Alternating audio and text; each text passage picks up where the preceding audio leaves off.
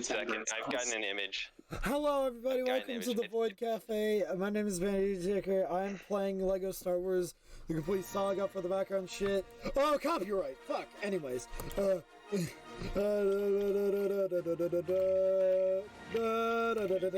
are wondering why we sound so organic. It's because we have been talking for the past hour and realized that we weren't recording at all. Wait, we weren't recording? Now we're recording. I gotta now relearn the controls of Lego Star Wars: Complete Saga. Okay. Thankfully, we weren't recording the first 30 minutes actually, because that was pretty serious in my opinion. I managed to help with that. So alright. So now we might have. But now we have to go explaining the entirety of Star Wars lore. Take it No, on. not the entirety of Star Wars lore. I am not qualified to do that, but I can explain 90% of the CIS lore. I cannot give a full picture because the universe is just too fucking fast. So anyways, so the first thing that you must understand about the CIS is that it's multiple different big corporations under one kind of umbrella. You've got the CIS people who actually believe in the CIS and are part of the main CIS faction. Then you've got the Trade Federation, the ones who blockaded Naboo. The Banking Clan, which I know the least about, but they're basically bankers with a bunch of guns. Then you've got the Commerce Guild, which I believe developed these spider droids, and the big guy is a homing droid. A homing spider droid. The small guys are just called spider droids. And guess what the small ones were used for? Keeping miners in line. Like people who dig holes. Why would you use that to keep people in line? Anyways, that is exactly what they use to keep people in line. And there's one more that I'm definitely forgetting. They probably weren't that important. God, I know there's one more. Trade Federation. They probably don't matter. Tucker, do you remember what the last big corporation in the CIS was? So it was the Banking Clan. Techno Union. Wait. Yeah, I believe it was Techno Union. Techno Union. How could I forget the Techno Union? What are your fucking name, man? Wat Tambor. You know that guy? Bastard. You guys know about Wat Tambor? Yeah, that bastard. He was an asshole. That's Techno Union. That's who the that's the Technoblade Union? No. Techno. If I got Actually, I'm okay with that. As long as I'm a part of the Techno Union. If I got this right, you're basically saying that the CIS is basically America. Kind of, not really though. It is controlled by giant corporations. Yeah. And there's slaves. We'll get onto that. So now you'd think. Oh, we're in colonial. You'd think. So you'd think that a faction that uses so many droids would also use droids for its labor. You'd think wrong, my friend. They use slaves. A civil war too. Yeah, if anyone hasn't caught up on this, the CIS is literally the Republic versus CIS is quite literally an analogy for the Union versus the Confederacy. I just got done talking about the Union and the Confederacy in my history class. This is just one giant fucking analogy. I wanted to make another fucking joke, but I'm not gonna do it because that's just too. So then, what the hell is the Sith supposed to represent? Communism? No, it's not. I don't know. It's not a direct representation. It's just like a sort of illusion. There's a lot of differences. Mainly it's in space. I mean, there's that one episode of lightsabers instead of guns. Go. Yeah. To be fair, lightsabers are fucking goated. Now you'd think, oh, they're spread out all over the galaxy in the Outer Rim. These guys have no chance of winning. They actually use that to their advantage. Because the fact is, they had many pockets of control. So what they basically decided to do is, okay, we're not a cohesive whole like the Republic right now. Let's just fight like this. So they had a strategy, which I forget its exact name, but it's basically each pocket fought like it was on its own. They did not try to transfer troops between pockets. They basically just fought until they merged with a different pocket. And this was extraordinarily effective because droids were easy to make, cheap, and you really could make them almost anywhere you could build a factory, which was most planets and most places. And true, you had those big droid factory planets, Geonosis, for example, the biggest droid factory planet. So, yeah. But those would also provide bigger things. And now, different types of droids were developed by different parts of the CIS. Like I said, the homing droids, I believe, are Commerce Guild. Correct me if I'm wrong, I don't remember exactly who builds what. B1s, I want to say, are Factoid, which are a subsidiary of Techno Union. No, B1s are made by the Trade Federation. Because they're used widely by the Trade Federation for security. No, I think they were made. I think the Trade Federation bought them. I thought they were produced by Factoid. You should probably look that up. It does not matter for right now. Those are B1s. And let me search up. But because once again, this is a lot of information. I'm going off the top of my head, and it's a lot. So the B1s, B2s, you got your standard troops, and then you've got the interesting ones. You know those droidicas, those roly-polies? Guess what the CIS paid for them with? They paid for them not in credits, not in some mineral, but in meat. The people who built them were cannibals who ate other sentient species. That was close enough. And they made a bigger version that was more powerful that they just kept on their planet for defense. So, basically imagine a droidica, but if it was a tank. Fear. They could probably get rid of its force code in like, what, 4 hits with my little strategy.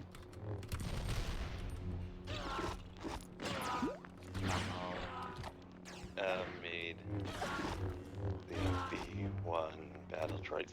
I am now very curious if I'm wrong on the B1 battle droids. Oh, B1s are the standard yellow guys. B2s are the big boys. And then there's also the B2. No, it's Bactoid. It's Geonosis Industries. I was right. Oh, the Bactoid, that's the medic droid. That's the medic droid. So what the spider droids look like? No, that's a corporation. They are a subsidiary though of Geonosis the movie Industries. 9. What the hell? So, actually, no, wait. I think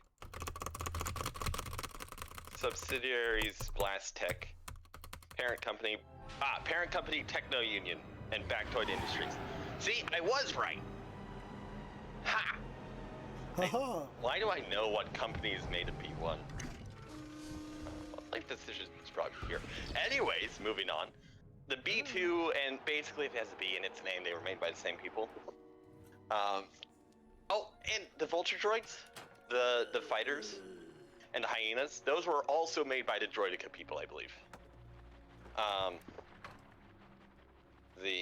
Those are made by the Vulture droid.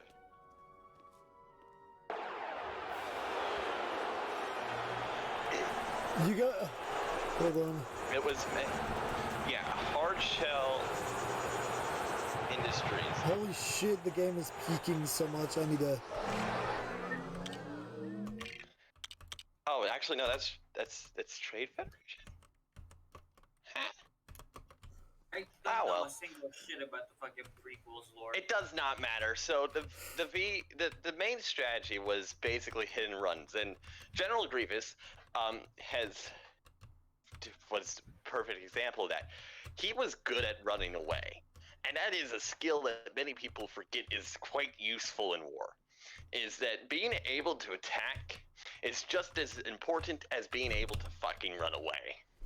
That should have been the other way around. I'm dumb. And I know this sounds boring. I can't... Oh, God. You know, and... Tucker, can you just explain the entire Clone Wars so then I can go into detail for the CIS? Because I feel like there's a lot of so in the Clone Wars, so the Clone Wars in general was a giant fucking ploy. It was a complete lie built up by the Sith to get control over the galaxy, and in order to get control of the galaxy, they need to weaken the Jedi because they're gonna know, and blah blah blah. And so Sidious came up with the idea of not really Sidious, but Saifu Diaz came up with the idea of a clone army, and he was looking for people to do it. He found the Kaminoans. I think the Kaminoans were knocked off of star maps and shit, purposely. And sorry, I'm a bit focused on racing in Mos Eisley, but they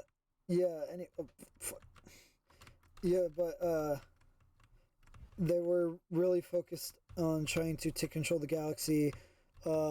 This is kind of where Maul appears too, but Maul then gets chopped in half and goes fucking crazy, and I'm pretty sure. Well, it's essentially one giant ploy. The entire galaxy is just pitted against each other. The Jedi are forced to. The Jedi are forced into a war, and through the use, and it's also to get Palpatine in power. This is around the time Darth Plagueis was the person. Have I ever told you about the tragedy of Darth Plagueis the Wise?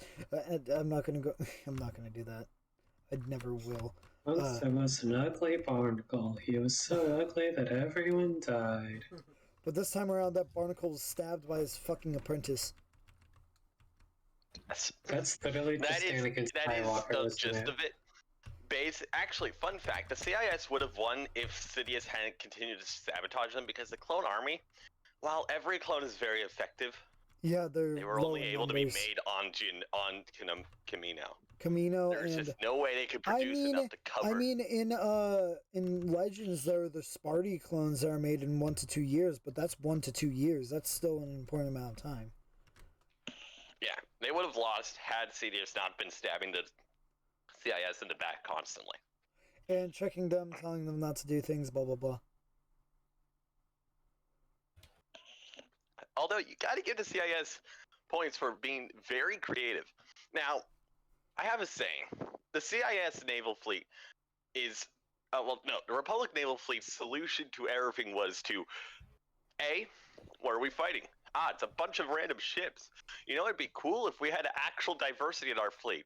And the Republic responds with, why not just throw more Vanaders at it? Dude. Yeah. Bombers that can tear Vanaders apart, throw more fucking Vanaders at it. What? There's a fleet with great diversity and can destroy most things, throw more Vanaders at it! The Venator was actually a pretty good ship for Star Wars. I'm not saying it was a bad ship, I'm just saying a ship can... It was a good ship, but only one ship could fill so many roles. Yeah, I mean, it was good, attack. It was a good, carrier for aircraft. I know they had the Arquintons and Acclimator, but they barely used those. They did use those. Well, they did. It's just Acclimators were more Acclimators are kind of just smaller Vanaders. Yeah, no, they're more of troop transports, I'm pretty sure. Yeah, well, it depends on what type of Acclimator you're talking about. There's the troop transport one, and then there's the space combat one. Yeah, they're both the same thing. Yeah. And I'm pretty sure one of them just has less weapons on it. Mm-hmm. But yeah, that was the entire Republic solution to most space problems, was to just throw more of the same ship at it. But the CIS... There's a reason why I love the CIS, is because their space navy was so fucking diverse. You've got Recusants, Munificents, Providences, Looser Hulks, Droid Carriers, which I don't remember their actual name. But... Were they the things that are like a big-ass orb in the center, and then there's like a Nearly Oh, complete. those are supply ships. Oh yeah. Those are just supply ships. Oh, I thought the supply ships were like really like round. The orb in the center, that's a looser Hulk. Yeah, that's a looser Hulk. Yeah, never mind. I thought the looser Hulk was something completely different. No. And also, they realized that they didn't need a big gun to destroy ships. They needed just a big EMP, so they made the Malevolence. Yeah.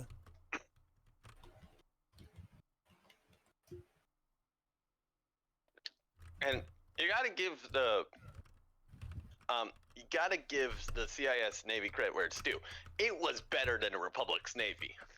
It was just straight up better. They had fighters that could do turns that normal human fighters could not do.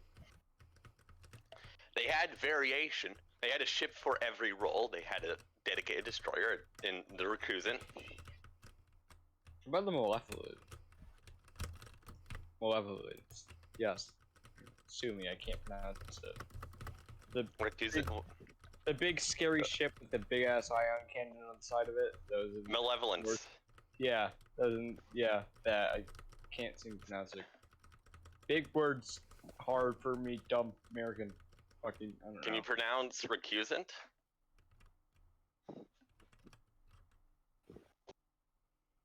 Magnificent.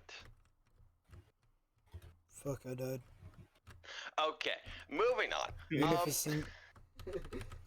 Yeah. So they had a ship for every role, and also the Magnificent's my favorite ship of all time. You cannot diss the fact that it was a standard line of frigate. And actually, the Empire is dumb. Oh yeah, they took the same logic from the Republic and decided to place it on a ship that was worse, arguably worse than the Vader. Oh, because it had no anti-fighters. And I know this seems a little random to diss the Empire randomly, but if you think about it, the CIS was just the pre-rebellion. I'm going to get killed for that, saying that. Well, I mean, there were separatist holdouts. I guess, in a way. Yeah, separatist hold. And also, I'd like to make one thing clear. While a good chunk of the CIS was evil and were corporations, there was also parts of the CIS that just generally did not want to be a part of Republic. That were leaving of their own free will and were not evil. They just didn't like the Republic. Not because they were some big evil corporation. They're just guys who didn't like being under Republic anymore and thought that the core worlds did not understand their plights. Those are people that I think. And also, tactical droids are hilarious, and B1s are too. Just the entire droid army is hilarious. They should do a comedy. I would legitimately pay to see economy run just by B1s. They are genuinely hilarious. Like, they're just the right amount of self-aware that they know, ooh, this isn't good, right before they get annihilated. Oh, there's actually a canon reason for that, because if you remember in the if you remember in the Phantom Menace with Naboo, the droids there were not like the droids that we see in Clone Wars, and that's because they had the longer. Those were the early B1s, and like B1As.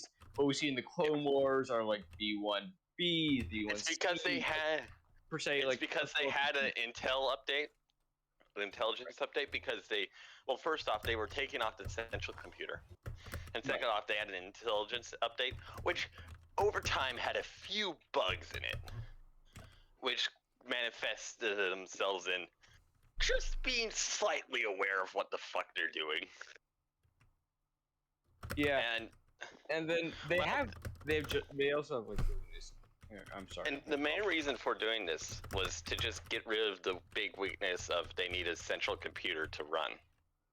Right. That's a massive weakness. Yeah. Now they carry it on their back, I think. Yeah. Pretty sure it's put in their brain though. If not, they have an antenna. I know that.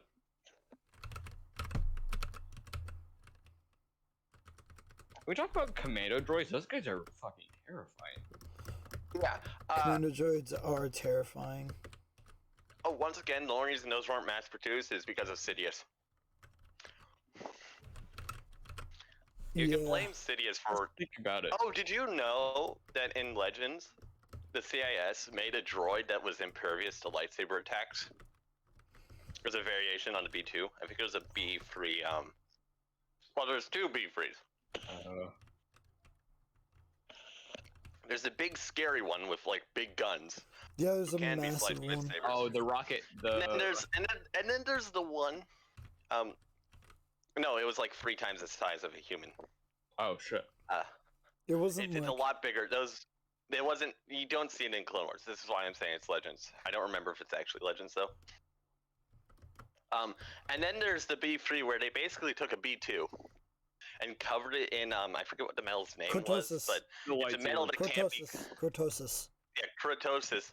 And it can't be cut by lightsabers. So they basically made a B2 that couldn't be killed by a lightsaber, which was intelligent. It had to be shot. No, I think it was also really tough against that too, because it's still a B2. Yeah, Cortosis is remember, they literally had to hit it with like artillery or something. So you're telling me the CIS essentially made the mouse except and guess better and actually yes, and guess why it did not get produced? Sidious. Because it was too expensive. Grievous. No, actually, Grievous. They were trying to decide which B3 to go with, and Grievous walked in and was like, "Okay, I understand the practicality of that, but this guy's big and has guns." And also Sidious influence. That sounds like Grievous. Just big gun. And also Sidious kind of leaked the information of where the Cortosis B3's factory was to the Jedi. Kind of destroyed it. That really sounds like the mouse if it was good. Was better. Only one of them were built. Actually, 2 of them were built. But who cares? Yeah. One of them were made. I don't... It's kind of hard to kill. I'm not dissing the... Like... Because... I forget... What was the RB3 named? The R model. The chunk. I mean, you could go with that, because it was like... It was like 4 times the height of a standard human. And just imagine you scaled up a B2 to that size and gave it extra arms. Just elongated it in Photoshop. Yeah, just elongate in Photoshop. It had kinda. It had 2 big arms and then 2 mini arms that just had guns at the end. And it was just big and evil. It's powerful, yes. And actually, the CIS had a lot of like really powerful droids that they just didn't use because of Sidious or our stupid reasons, like the ones who made the droid, because they had, you know, those droids that were at the end of Mandalorian. No, I don't. Oh, the IG-88? No, don't spoil shit. No, not Mandalorian. Sorry, Book of Boba Fett. Sorry. I haven't watched that either. I know. Okay, it's those droids if you've watched it, and those ones are old and out of date, and they were against plot armor. Also, CIS just doesn't have plot armor, which is highly unfair and unjustified. The CIS deserves some plot armor. It's the toughest armor, I hear. I haven't seen it though. It's invisible. That's also the thing. Actually, one person in the CIS army had plot armor until the end of the war. Grievous. Yep. Yeah. Also, I'm even then, he still lost it. I'm really bad at Star Wars Complete Saga. I completely forgot how to play. Anyways, I'm gonna just name random generals. I don't know the man. Remember that one general who literally created Vietnam? In that one episode? Or the 2 episodes? Kalani? Yeah. That was the super tactical droid? No. There was this episode or 2 in the Clone Wars. Yeah, the invasion of Umbara. It was just it was unironically just Vietnam. Yeah, Umbara was hell. Yeah. So was Fallujah. It was. Sadly, It was like. yeah. Full-on The Vietnam. CIS was really good at looking at a planet, taking it, and being like, how can we turn this into a hellscape for a clone trooper? And then they did it. They did that with Fallujah, Umbara. I think there's probably some others. Wait, was there an actual planet called Fallujah? Mm-hmm. But it's Felucia, not Fallujah. What? It's no, it's not like. Fallujah? Yeah, it's like I'm sorry. Felucia. Yeah. No, not. Okay. It's not It's not spelled the same. Yeah, I'm yeah, it's sorry. not- I know what you're. It's nowhere near spelled the same. Felucia. Felucia, yeah, I just- Felucia. Yeah. Felicia. Fallujah. Fallujah. It's slightly different. I'm just gonna say sorry. the Mos Eisley Cantina. But I yeah. was like, ooh. But yeah, they also turned that into a hellscape. And although we don't see it in the Clone Wars much, and we only see it when the Jedi dies in the prequel movies on it, it's the one with the Yellow Troopers, the Star Corps, Commander Fly. Oh yeah, the Star Corps with Ayla Secura as General IK, the hot one as people Yeah. put. But in Legends and in our stuff, it's described as a muddy hellscape, with local fauna being deadly and Right? not Aren't they like? friendly. Aren't they like They're really giant. super deadly? Yeah, and I think the CIS also released some foreign local fauna that was even more deadly, the giant insects, because I don't remember if those are local to Fallujah. Fallujah. Fallujah. Fallujah. Not ja. Fallujah. But yeah, Yo, the they US. turned that into a muddy hellscape, and then there's Umbara, which was just pitch black hellscape, and I'm sure there's probably a couple or a few, like the Catacombs of Geonosis, tunnel hellscape. They were really good at making They just hellscapes, actually. They just brought flamethrowers to that. Fair. That's what they did. Go. I mean, that's the solution to most of the CIS hellscapes. Bring a Yeah. flamethrower. Yeah, because I mean, it's funny what happens to a bug in an enclosed tunnel when you have napalm going down range. Yes. I don't know. But yeah, the CIS really had their ground forces were definitely weaker than their navy, but at least their ground forces understood that how to use the local terrain to their advantage. A lot. And also, weirdly enough, most CIS droids are sentient. Even their gunships are semi-sentient. Can speak. Why can gunships talk? That just sounds like a liability. What's stopping a gunship from, becoming self-conscious and realizing, oh no, I am built to kill, and then just they had...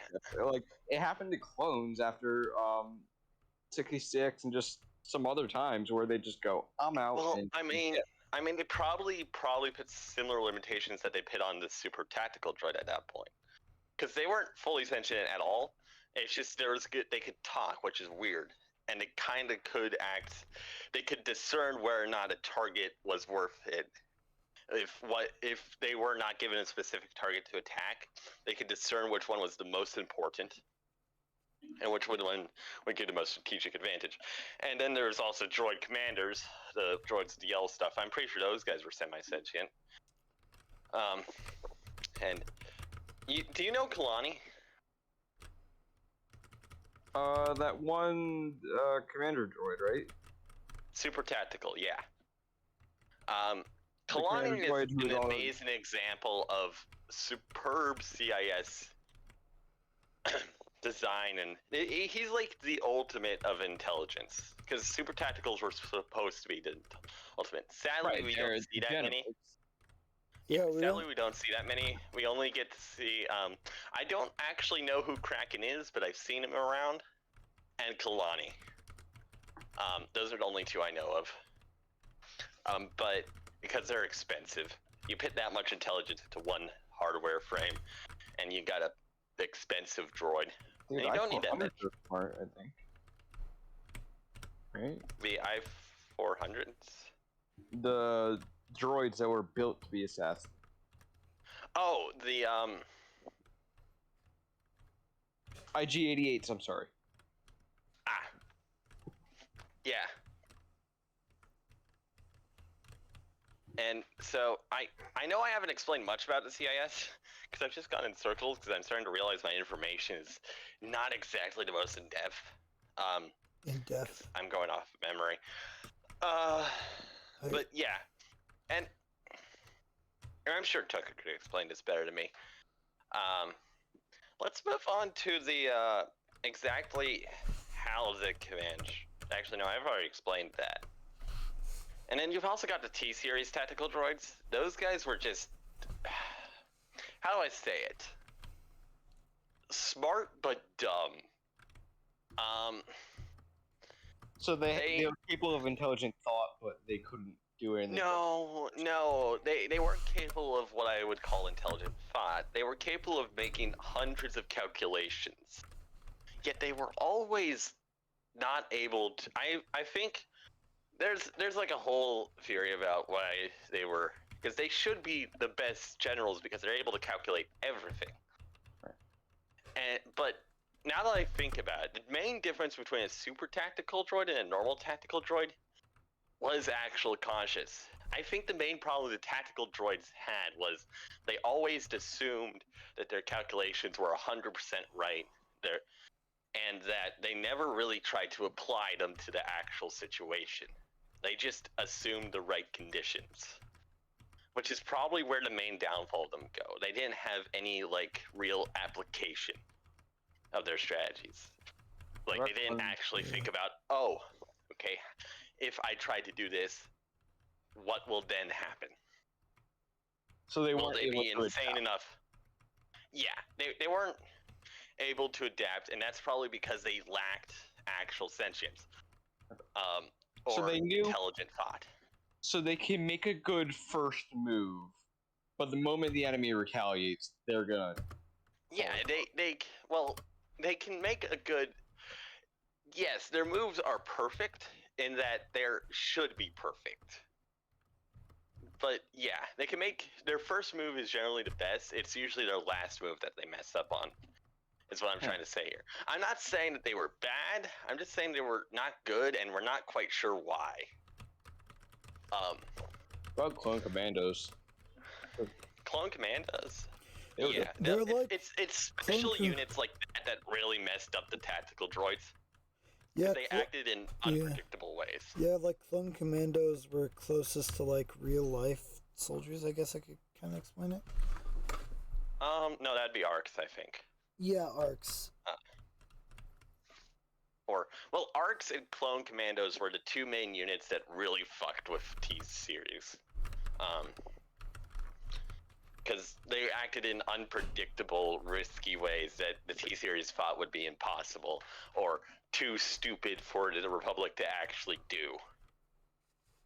But clone commandos, they're smart, and they're kind of work off their own. And the main problem with T-Series is that they don't learn. Super Tacticals do learn, and because they are semi-intelligent. You've got Kalani. He's obviously learned his mistakes, and he's obviously been affected by what people say around him. But that's also because they're designed to be generals. Yeah, and so are T-Series. It's just, Kalani is just, Super Tacticals are like the upgrade version of Tacticals. Terrifying. Because T-Series were the original. Because Super Tacticals didn't come around until late in the war, I think. Pajama, bitch, lasagna, bitch, lasagna. Sorry. I'm sorry, they weirdly have the same name. Tactical droids. They're you technically said T-Series. Tacticals. Yeah, you said T-Series, and I was like, oh, I know. Hey, congratulations, it's a celebration. That's like saying that's like the B1 for battle droids. Congratulations, such a big day. It's like the actual name. Continue. So yeah, that's the main difference between the two is that super tacticals learn. Which sounds terrifying that you've given a robot the capability to learn and adapt, but we'll ignore that fact. Yo. An already super intelligent robot you've given the ability to adapt and learn and be sentient, and you've given a name. Because they're all named, the super tacticals. The T-series are just like T numbers, but the super tacticals are genuinely terrifying. And although some would argue that the T-series are also sentient because some have been seen to, like, who's the guy who was imprisoning? There was one T-series in the Clone Wars, I forget what he's named, but he was imprisoning a Jedi and he was electrically shocking him. Someone argued that he was gaining enjoyment from doing that. And so he's technically intelligent. If you look at it, you would realize that most of the CIS army was like one step away from being full-blown intelligent. And I have no idea how the CIS didn't have a droid rebellion halfway through their war. So yeah. The droids weren't smart enough. Well, I mean, fair. But then again, you had the T-series and super tax. Yeah. But yeah, Yo, they had Tic Tac type droids? Oh yeah, the ultimate weapon. I wouldn't be surprised if they did. Honestly, this Void Cafe episode was just you explaining the Star Wars stuff. I am really tired. I haven't explained even half of the droid army. Here's the thing, I just don't remember what the other half is. God. There's more to it. There is always more to it. I'm gonna keep it really cheap. I am very tired.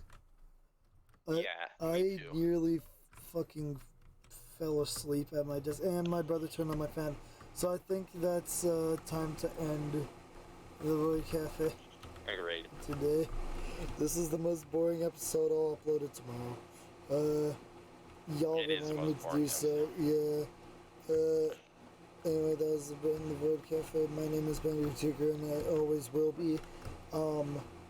Everyone will be the way they are. They never change anyway. Good night, or good morning, good afternoon, and goodbye. Come on, Techno, come on. Is Cherry still here? Goodbye. Harry, are you still alive?